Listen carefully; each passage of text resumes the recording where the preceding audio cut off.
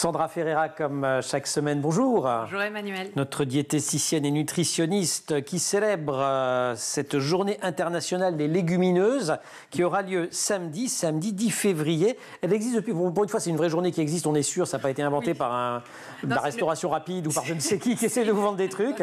C'est les Nations Unies. C'est une vraie journée qui a été inventée il n'y a pas si longtemps, ça date de 2016. Donc c'est l'ONU qui a mis ça en place pour justement montrer l'importance des légumineuses dans le cadre du développement durable, ce qui est plutôt pas mal. Et puis ensuite, l'Assemblée générale des Nations Unies a vraiment proclamé le 10 février la journée internationale des légumineuses. Légumineuses, je vais y arriver. Oui. Légumineuses et pas juste légumes parce que c'est pas... Légumineuses ou légumes secs d'ailleurs. Voilà, c'est ça. Plus facile à prononcer. Ouais. Légumes secs, en fait, c'est une plante dont le fruit est une gousse. Donc on obtient des lentilles, des haricots secs.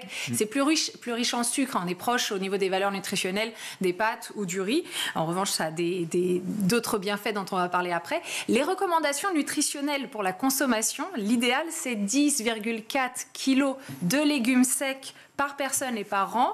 Sauf que nous, les Français, nous sommes à 1,7 kg de légumes. Je croyais que vous alliez le faire en devinette. Non, je l'ai pas fait. Et donc, c'est plein de bénéfices santé. Lesquels?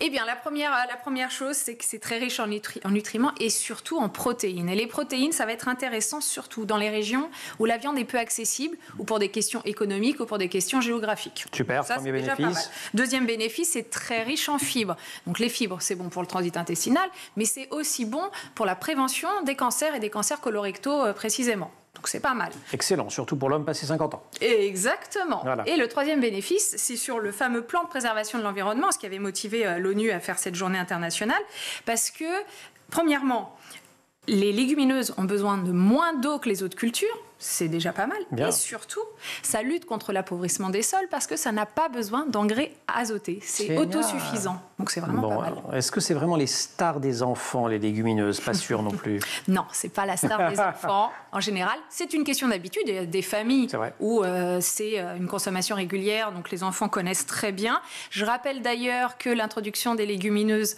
chez l'enfant, c'est à peu près vers l'âge de 10 mois, en fonction de la tolérance digestive, et après 2 fois par semaine, sans aucun souci, donc n'hésitez pas, chers parents. Et puis, pour les rendre plus attractives, rien de tel que la présentation et les couleurs. Et ça tombe bien, parce que les légumineuses, c'est multicolore. Eh bien, c'est multicolore. On n'oublie pas, oui, il existe les lentilles marron qui donnent parfois pas très envie, mais elles existent en corail, en jaune-orangé. Les haricots. On a aussi les haricots qui peuvent être rouges, qui peuvent être noirs, qui peuvent être blancs. On fait un petit trio, on met tout ça dans l'assiette, c'est plutôt sympa. Et puis, les graines de soja qu'on consomme pas forcément beaucoup, mais qui existent et qui ont l'avantage d'être jaunes et vertes. Donc, on a le choix. Ok. Et puis il y a des astuces, on peut planquer un peu. On peut planquer un peu aussi. On peut planquer de plusieurs manières. La première chose, c'est que par exemple, un enfant adore les pâtes, on est d'accord, ça on va pas se mentir. Mais si on fait pâtes, lentilles et légumes, là c'est plutôt pas mal.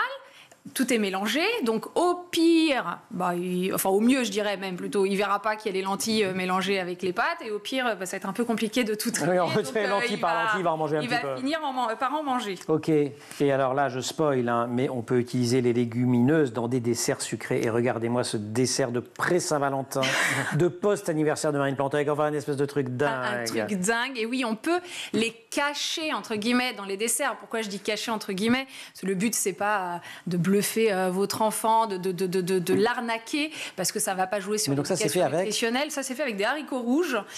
Vous allez goûter juste après. Vous Antoine allez voir que ça va... un grand enfant. Il est super convaincu. Très envie de goûter. Donc l'enfant ne va pas avoir conscience qu'il en mange. En revanche, ça va être bien pour la diversification, pour lui apporter des fibres s'il n'a pas tendance à en manger.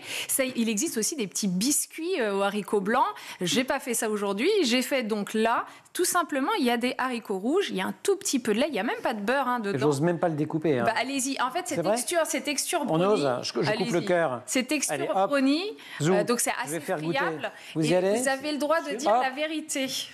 Normalement, vous devriez dire c'est bon. Allez-y, Emmanuel. Je le dis, c'est bon. C'est bon. Non, pour de vrai. Quoi, c'est spontané? C'est presque l'heure du goûter. C'est super bon. Bravo encore pour nous régaler. Et en plus, on est en pleine forme.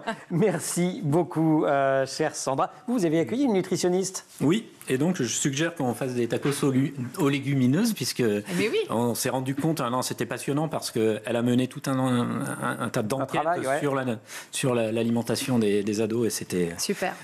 Sacrément fort. Allez, il casse tous les silos, classe réparatoire, Antoine Gentil. Lisez le bouquin. C'est vraiment, ça se dévore, comme un essai, comme un roman. C'est absolument passionnant. Sandra, merci beaucoup. On va vite se retrouver en coulisses pour déguster ce gâteau avec toute l'équipe que je remercie également. Laure Audemont au maquillage, Marine Plantec pour la préparation de l'émission qui est en régie, assistée par Thibaut Goury-Lafont au son, Théo Boscar à la réalisation. Vous restez sur School TV et vous retrouvez La Quotidienne en permanence sur Internet et sur les réseaux sociaux.